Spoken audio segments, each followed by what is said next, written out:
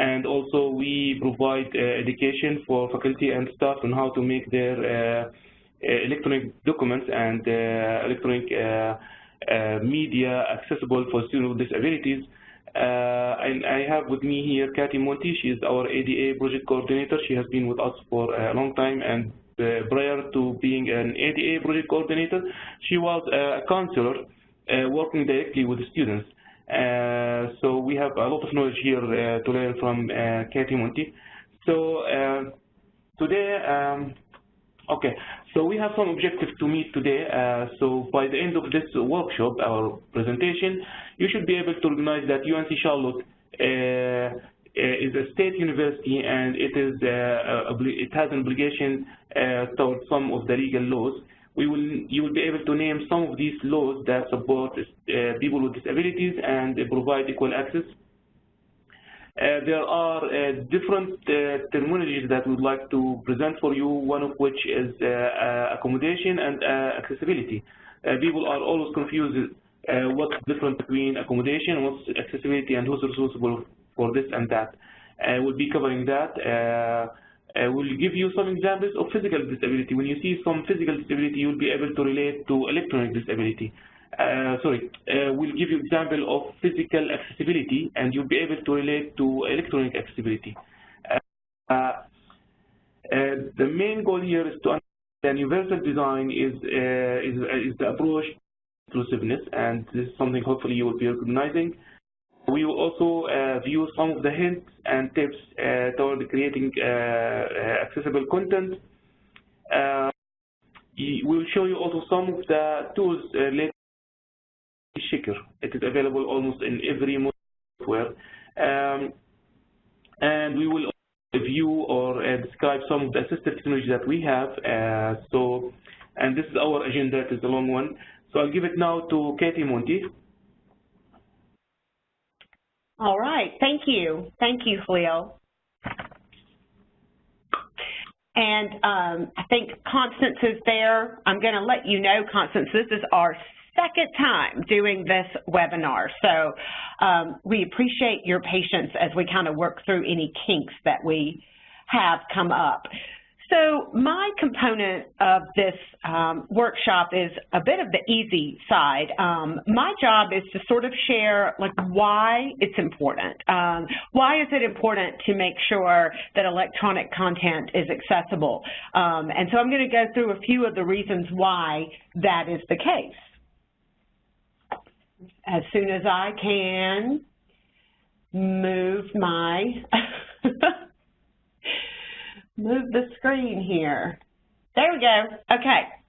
So first off, there is a legal requirement there's a few legal requirements that do dictate that websites should be, and electronic content should be accessible for people with disabilities. And I'm not going to go into all the details here, but Section 504 and Section 508 of the Rehabilitation Act are federal laws that were put into place to make sure that entities that receive federal funding are not discriminating against people with disabilities. So our institution is certainly an entity that receives federal funding, primarily in the form of financial aid, but we receive other types of federal funding as well. There's also the Americans with Disabilities Act, the ADA, and the amendments to the ADA that occurred in 2008. And those are more designed to protect in the general public, to help protect people with disabilities from discrimination. So while you oftentimes might be familiar with the ADA in terms of physical access for people with disabilities, the laws are also in place to ensure access on the internet world and the electronic field. So one of the things that sort of created a real push for electronic accessibility was a lawsuit that came about in 2009 against Arizona State University. And essentially what happened was the Arizona State University decided that they were going to require the use of a Kindle as a component of a course. I believe it was for freshmen. And so they were required to have a Kindle. They were required to do coursework on the Kindle. And it turned out that the Kindle at that time was not fully accessible for people who were blind. So while there might be pieces like articles in the Kindle that could be read aloud to someone who's blind, the menu for the Kindle was not accessible for people who were blind. And so they had to get the help of another human, essentially, to get their Kindle on and go through the menu and get to the articles and to the work that they were expected to do for that course. So different entities that protect people who are blind basically sued Arizona State University, and that resulted in the awareness that we need to start looking at the electronic frontier of education and public areas to make sure that those things are fully accessible for people with disabilities and that they can operate those things independently like everyone else. So let's talk for a minute about disability. There is a definition for disability, and it's, as you can see, it's a little long, but it's essentially a person that has a physical or mental impairment that substantially limits one or more major life activities. So there is a federal definition of disability, and that is what is utilized by entities like Disability Services here to determine if a person is eligible for services. We first go through this definition to determine if they meet the definition of having a disability. So when you think about people with disabilities, this is an interactive exercise here. So if you would, try using your annotative tools, whether it's the highlighter or the pen or the text with the T, and write in this box who you think might have a disability on our campus.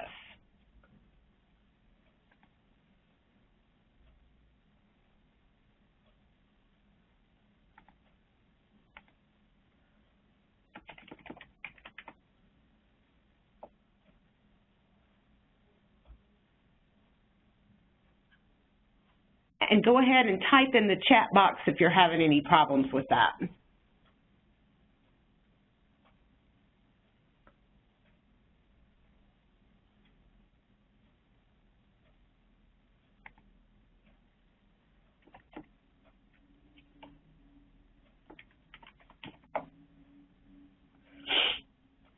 Great, great. So I think we've kind of covered a lot of people here. We've got faculty, students, visitors, staff, pretty much anyone, which was really the point of the question, is that anyone on our campus at any time could have a disability. And in fact, the majority of disabilities are completely invisible.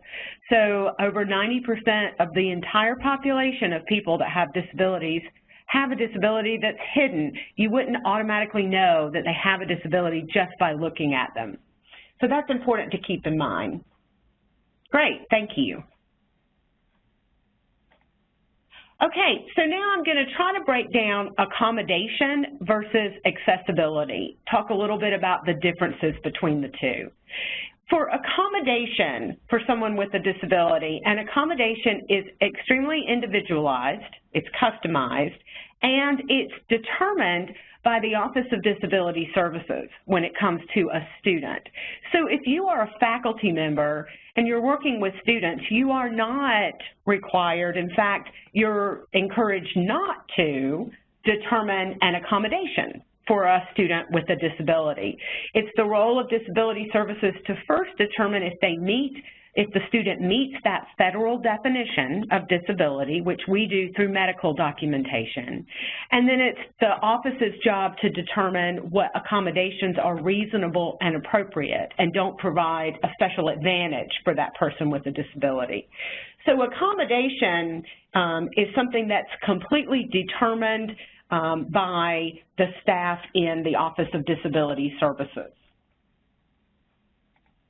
Accommodations might be things like priority seating, assistive software, hardware, class notes, extra time for exams, maybe a low distraction place to take an exam. Braille is a good example. And we have some pictures here. One that you see at the top is a CCTV, which is essentially a very large magnification piece of equipment that allows people to read print at very large size. And below that, you see SmartNav, and that is actually software, that's technology that allows users who maybe can't use their arms to be able to utilize a computer and a computer mouse through their eyes, through an eye gaze response system. All right, let's move on to accessibility. So we talked about accommodation is very individual, it's very customized to the individual, whereas accessibility is something that is designed to work for everyone. It provides equal access and opportunities for everyone, and it is everyone's responsibility. So where it might be the job of disability services to determine a specific accommodation for an individual like assistive technology, it's the responsibility of everyone to ensure that the things that they provide are accessible to everyone. That could be in the picture here, that could be something as simple as making sure there's a ramp where there are stairs to get into a facility or to get into a classroom. But it's also applicable for course content. So if videos are going to be shown in class, it's important that those videos have captions on them in case captions are needed by someone in the class. And more and more, the laws that dictate for people to not be discriminated against with disabilities are looking at that electronic area of captions and making sure websites are accessible to screen readers, to people who are blind, in the same way that they used to look at ramp to help someone who can't use stairs. Any questions so far?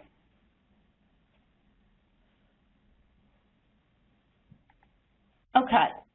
So examples of accessibility are things like ramps, elevators.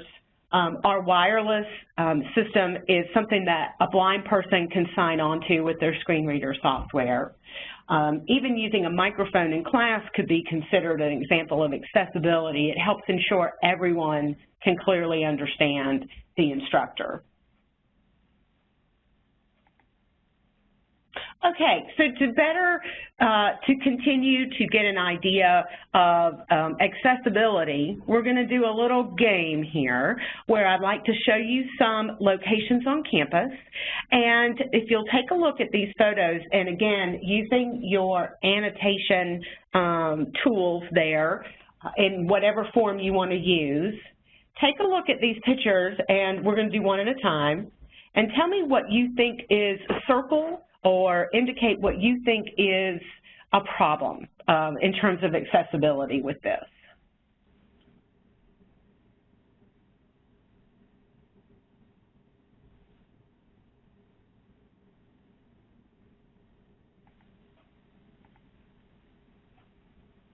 So this is a picture of a place on campus.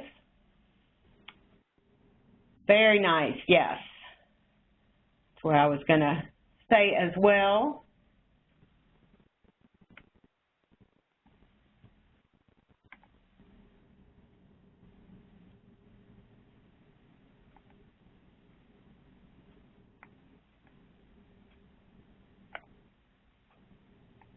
So this dumpster here, oh, that's a good point. There's not an audio crosswalk. That's good. That's good to have as well.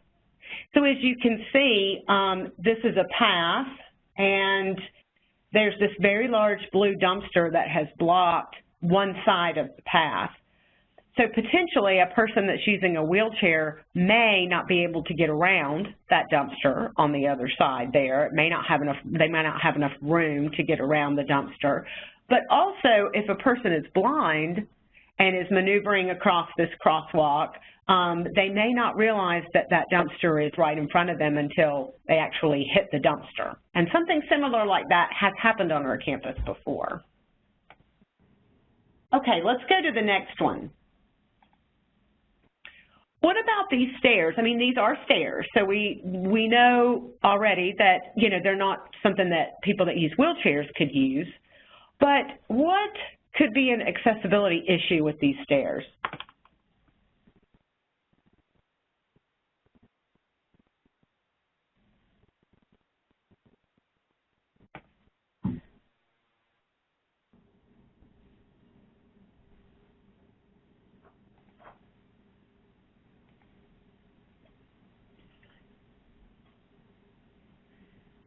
So one thing that is problematic about these stairs is that they all look the same. And so, yes, so it can be hard to tell where one step stops and the next one begins. If they had contrast stripes like this,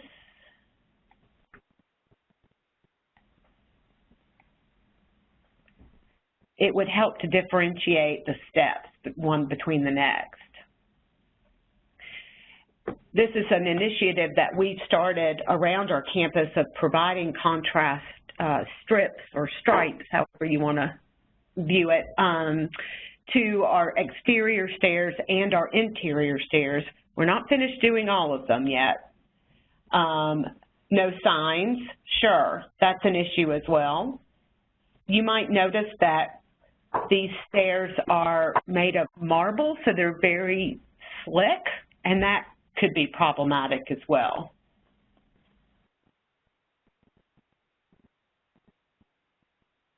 Okay, let's go to the next one. What is the problem with this picture?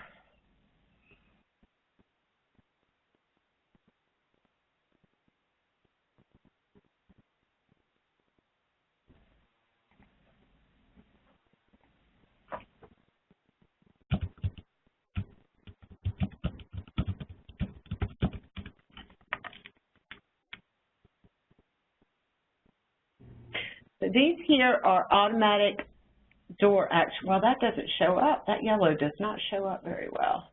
Yes. Perfect. Yes. So these are automatic door actuators. And correct. They're over a bench. So they happen to be pretty high up as well, but they're also over a bench. And so they're designed to open doors within a vestibule, but they are really difficult to access. So they don't really make a lot of sense.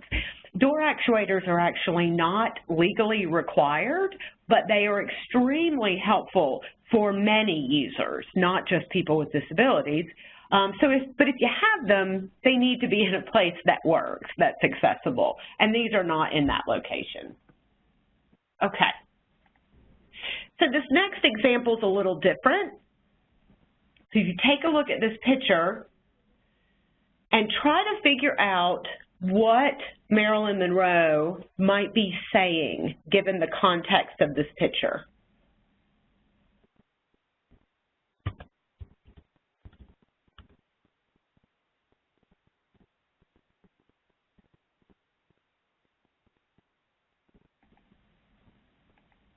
It's a little tricky. We have it in a mean version, but it's when it's not moving, it's a little tricky. So this example is designed to give you, oh, there you go. I love this sparkly crown. Nice. I like that, yeah. So that could easily be what you think she's getting ready to say. So let's take a look now at what she actually says.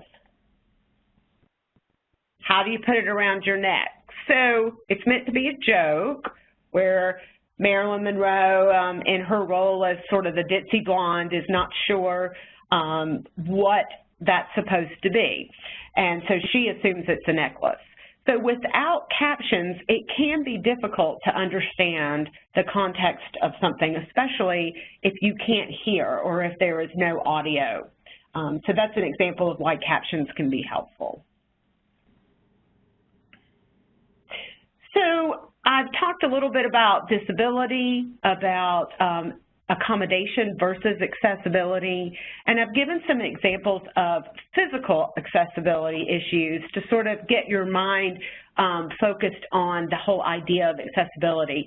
And that kind of comes around to the overall concept of universal design, and this is one of the definitions of universal design.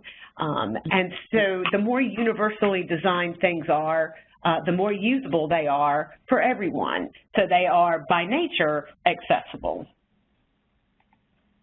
So what I'm going to do now is turn the slides back over to Khaleel and let him continue with the information.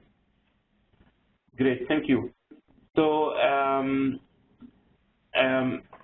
talking about instructional design, we know that using instructional design, we use different types of media. Sometimes we move from a document that could be a PDF or a Word file, maybe to a movie, to a script or something like that, sometimes a research paper. And regardless of what type of media we are using, there are some common features that or elements that make our document or make the electronic document. So one of which I will show now is related to fonts. For example, you open a Word file and you start typing, and then you don't like the font and you immediately go and change the font. So looking at that, I have here a few fonts that may be accessible or not accessible. So using your annotation tools, maybe you want to X the one that is not accessible and give a check mark for the one that you think is more accessible. Would you like to do that? Yes.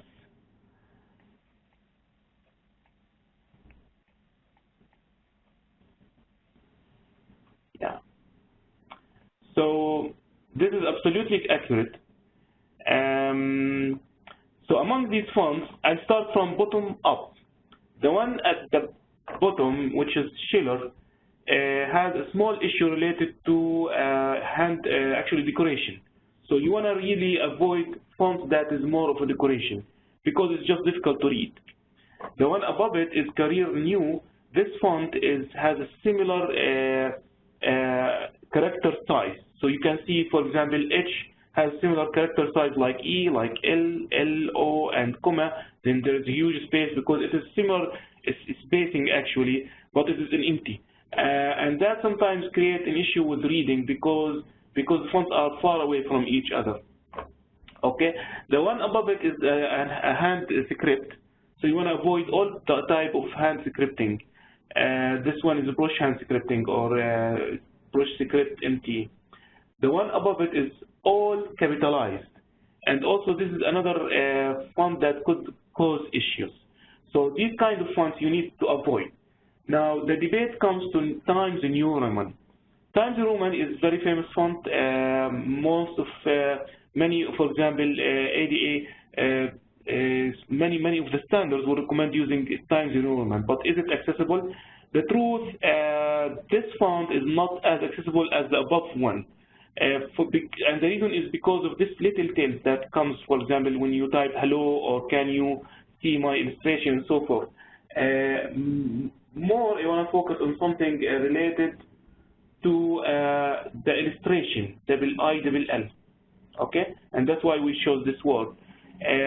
Especially when it comes to Times New Roman, if you photocopy the document multiple times, you start losing the tones and you start losing the characters, and it will be difficult for an OCR recognition software in order to convert it to a text. And sometimes the M, for example, will be interpreted as, for example, IM or IN. That's why it is not recommended to use Times New Roman. It's not really 100% accessible. Though I found some universities or some the accessibility specialists will use Times New Roman for titles only. And the reason the title normally is bold and larger. So it is okay at this case, but when you come to the body, it is better to avoid Times New Roman. The one above it is Arial, and here I would like to compare Arial to Verdana. Arial with ILL, you see it is just a straight line, so it's sometimes difficult to read, especially if you have complicated wording or something. but it is very clear here when it comes to illustration. Now, with these two fonts, if you photocopy multiple times, the fonts will preserve their characters, and they don't lose that much of the tones. And that's why when it comes to OCR, it will interpret the letters in proper way, and it will be easier to convert back from an image to a font. That's why it's recommended to use one of these type of fonts. There are other fonts. They are called sans serif, and if, for example, Helvetica, Verdana, there's one called Futura. These fonts are really good to use, especially for the body of your text. Now, I want you to notice that all of these, we use the same font size. Nevertheless, you see Verdana has ended like here. I just use the question mark because the name is longer. Arial is smaller, and Times New Roman even smaller. This font, which we don't recommend, is much larger, and so forth. So depending on the font that you use, which this will move me to the next slide, you should also select your font size. Now, for font size, I'm just going to go to the next. Before that, okay, so just a summary. So there are two types of fonts. One that is recommended to use, sans serif family, like Verdana and Arial, and one that is not recommended to use, one that has the flared extension, like Times New Roman or strokes, cursive, like the brushes, monospace, like the one here, career and new, and fantasy fonts, decorative fonts. These fonts, this group should be avoided. So let's come to the text size. Now, using your annotation tool, please just mark the one that you think that is more accessible with a check mark. Okay. That is absolutely right. I see auto suggestions starting from font point 12 and larger. Now, the font that I'm using here is Verdana. Verdana is naturally large. And remember, we are presenting using PowerPoint, so normally you use a font that is larger. But when it comes to documents, like Microsoft Word or a research paper you are doing, you should keep in mind what selection you are doing. If you are using Verdana, you probably want to maintain 12 points, maybe 10 points or larger. Even 10 points for Verdana will work well. If you want to use Times New Roman, for Times New Roman, then it is 12 points or larger, or Arial, for example. If you are using a PowerPoint like this one, then maybe you want to go to something much larger, like 24 points. So it is really, there is no like a solid rule, except that it should be visible just from a normal distance. You don't need to use a magnification tool in order to enlarge it. I want to keep you in mind that this is now accessibility. Sometimes with the students who have low vision, we give them an accommodation called large print. Large print would be, for example, in a normal text, which is like, let's say, 12 points, we will enlarge the font to 18 or 24. Okay? And normally we do this in our office. So it is the responsibility of Office of Disability Services. And we consider this accommodation because it is specific for that student. And it is different. Some low vision will prefer 18 points, some low vision will prefer 24, even 36. We have students who will prefer 36. Some will not use this large font, but they will use CCTV. So, but maintaining a 12 point or larger will work with most of the people. That is why it is universal design and it is accessibility. So I'm going to go to the next slide. One of the things while working with documents is related to color and contrast. People tend to decorate their documents and put a background color, for example, behind the titles or the headings and so forth. And it is very important that you maintain a high contrast. We can see in the first example, let me go back to the pointer. In the first example right here, this is a very low contrast, and it will be difficult to read even for those who have no vision issues. Imagine with someone with low vision, they will have even difficulty with reading the one in the middle. So that's why we need always to maintain a high contrast. A great example would be black to white contrast. It is like 100% contrast. There are tools that are available in the market And what I mean market is in the internet, where you can evaluate the foreground and the background colors and see if it meets the requirements of Section 508. And if it meets Section 508, then go ahead and use it. Otherwise, try to improve the color and make a higher contrast. I'm going to move on to the next slide. Another tool that will enhance your document and make it more accessible is using styles. Styles are a ready-made formatting that normally comes with the application. For example, in Microsoft Word, you'll find them in the ribbon. They are available also in Canvas, in Google Document, in Pages, in using Apple computers, in applications like Adobe InDesign or Quark Express and so forth. So these styles are used for the headings and titles. And naturally, when you are using, if you, for example, select bullet points, automatically it will just select one of these styles. If you use, for example, a caption, it will immediately assign one of these styles. The thing that is not automatic is, for example, a heading, because the software doesn't know which one is heading. You are the only one, you are the author, you are the only one who can identify which one should be heading. One of the mistakes that is common that people will go to the heading, they will make it bold and larger. Well, the screen reader will not read it. It is just a normal text for the screen reader, and someone who's blind will have difficulty reading the document. They will have to go line by line to reach, for example, to page 50 and read on it.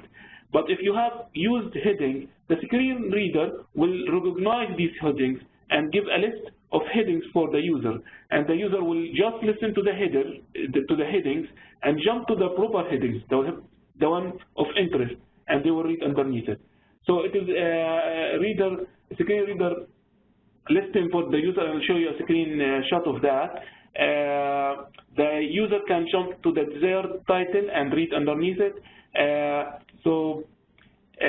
Also, because we always speak about universal design, how come this is a universal design? When you use styles, you'll be able to create your table of content.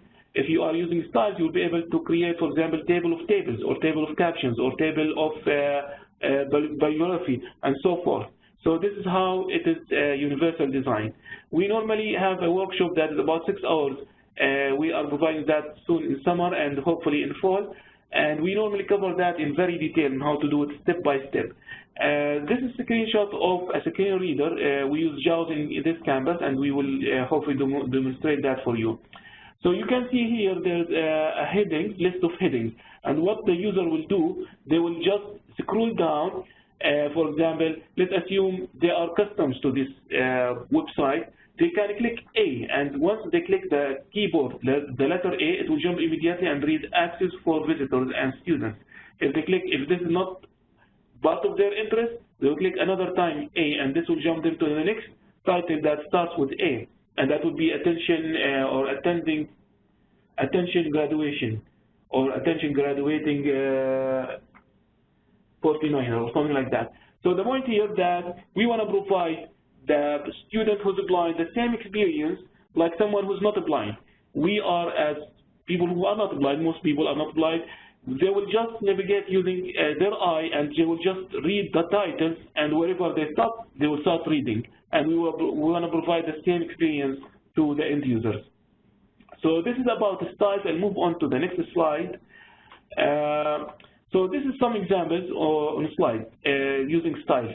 You can find it in Microsoft Word in the ribbon. You can see this is heading level 1, 2, and so forth. You can also find it in Canvas, and you'll find that in the right side. When you click on the graph, you'll see header 2, header 3, and 4, and so forth. When you go to Google Document as well, you will find them under normal text. This normal text, which means the body or the paragraph, and you can find the title, heading level 1, heading level 2, and level 3. Now, I have a question for you relating to these headings. Notice that in Microsoft Word, you see heading level 1 and 2. In Google Document, you see heading level 1 and 2 and 3 and so forth. Actually, there are 6 levels, and this is interpreted in HTML, and in HTML, there are 6 levels of headings. My question, where is heading level 1 in Canvas? You see it starts with heading header 2, but there is no level 1. So give me your guess, where is heading level 1?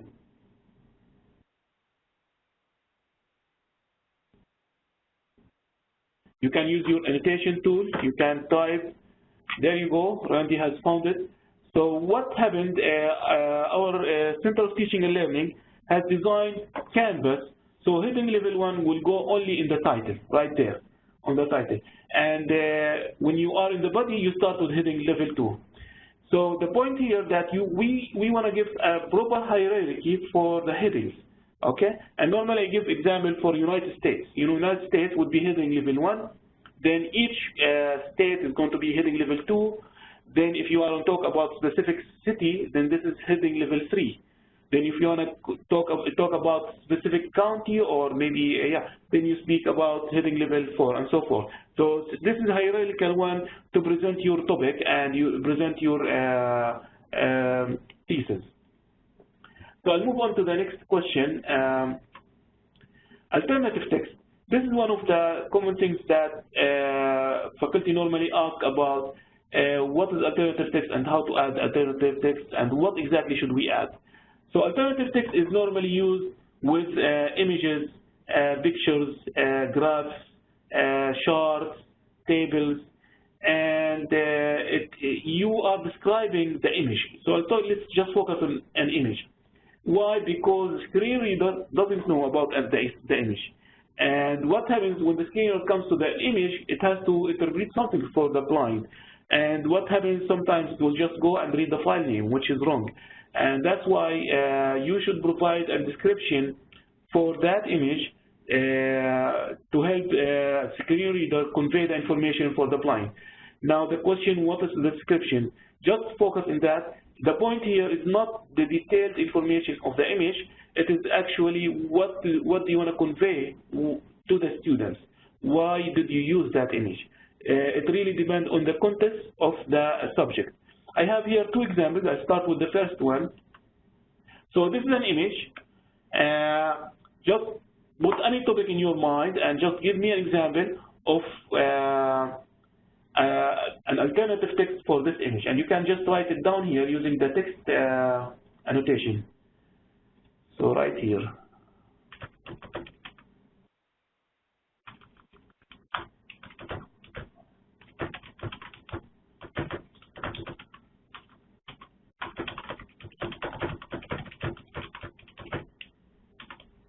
Okay, you can type it and you will see it all, or if you have difficulty using annotation, you can also use the chat box.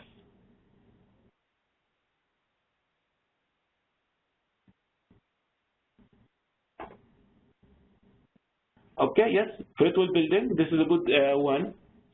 Let's assume you are writing about these bicycles that are parked next to actually in the way of the people. So this is another alternative text that can be used. Let's assume someone is writing about using bricks in a building. So this is another alternative text that can be used. Our office in disability services, exactly, don't park bikes on ramps. That could be used. Or for example, an example of with an arrow, yes, this can be an alternative text, although the arrow will not be read. Anyways, since our office, disability services, is located in Fretwell, our description or our alternative text would be Fretwell building where DS is located. Another example, another image I will show you right here. So guess what? What's that event? It seems to be an event, right? So suggest something for this image, alternative text.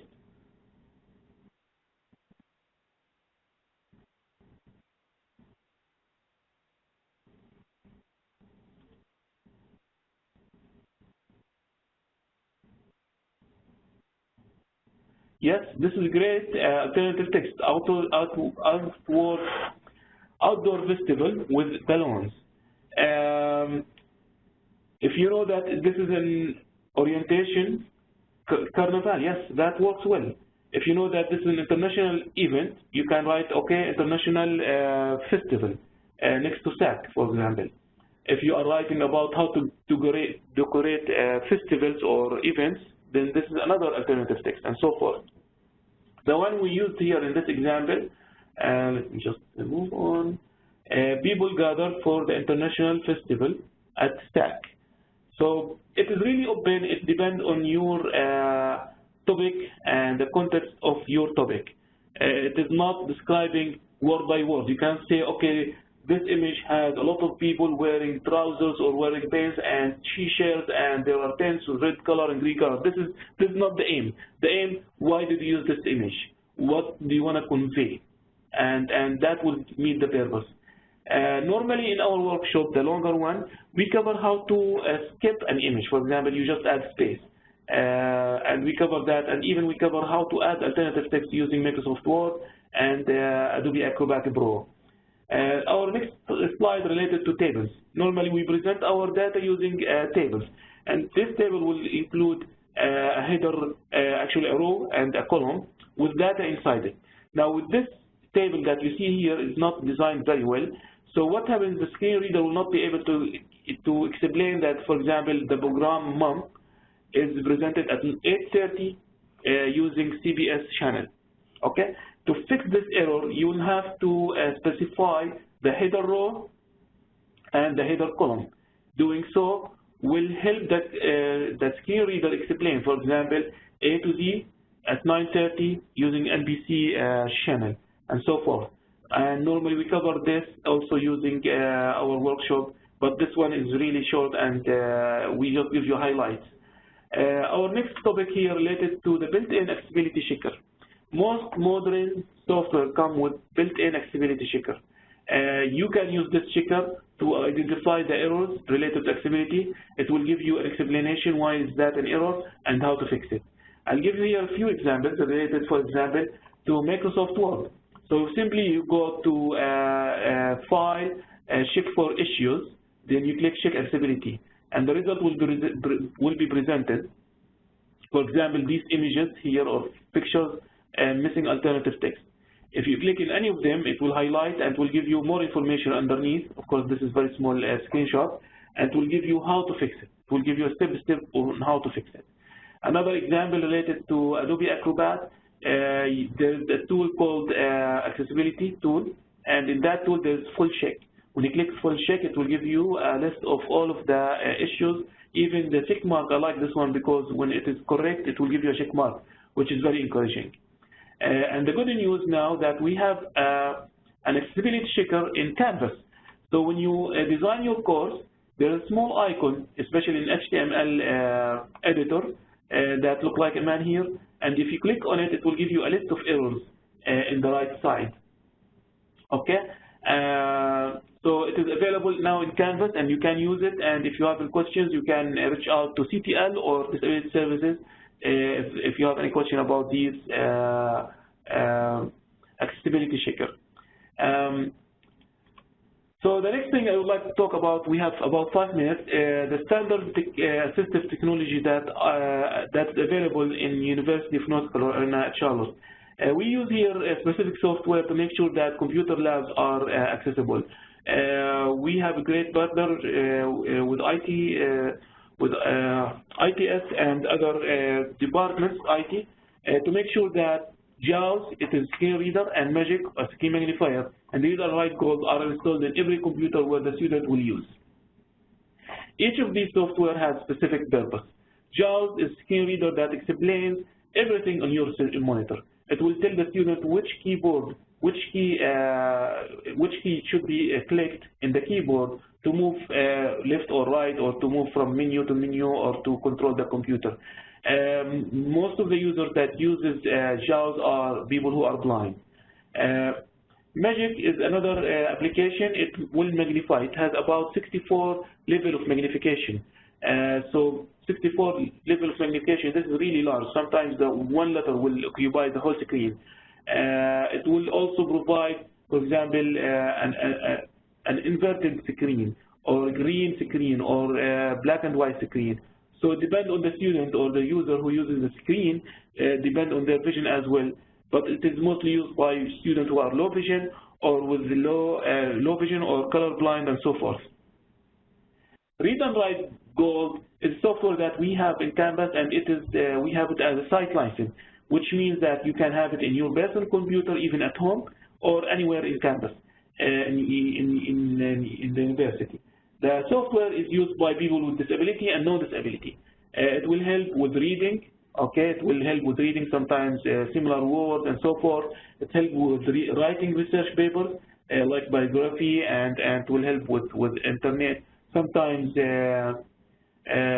for example, brainstorming, and it will help with many of these issues, related issues. So it is very useful software. It helps with spelling, checker, similar words, and so forth. And to download Read and Write Code, you can go to this website. It is called UNCC, actually www.software.uncc.edu. It's available for every faculty member and student as well, and staff. We ran out of time. I wanted really to show you also a quick demo of how JAWS works, but I guess it is the end of the workshop. In conclusion, universal design helps not only people with disability, but everyone else. I mean, this is the point. Universal design, so it will help everybody else. When you are creating a document or any electronic media, make sure that it is accessible first before distributing. One of the tools that you can use is styles. Make sure that you add alternative text to your charts, photos, and tables. Alternative text is always based on the context, is not detailed information about what's in the image. If you are using coloring, make sure that you maintain the high contrast. If you are using video, make sure that it is captioned. If it is an audio, then you should accompany this audio with its transcription. You can test your file if it is accessible. Simply try to use the keyboard with no mouse. That is one of the tools. If you can navigate and go in proper sequence, this sometimes we call it fixing the order of the text, then you are okay.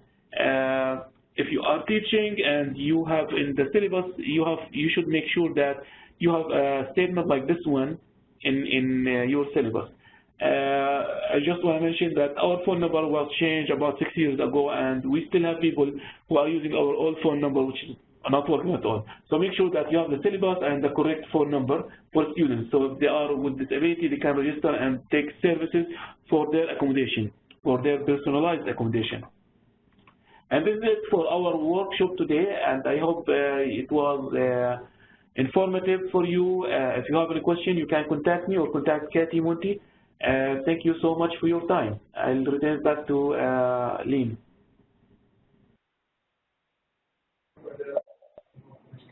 Thank you, Khaleel. Constance, thanks for being here with us today.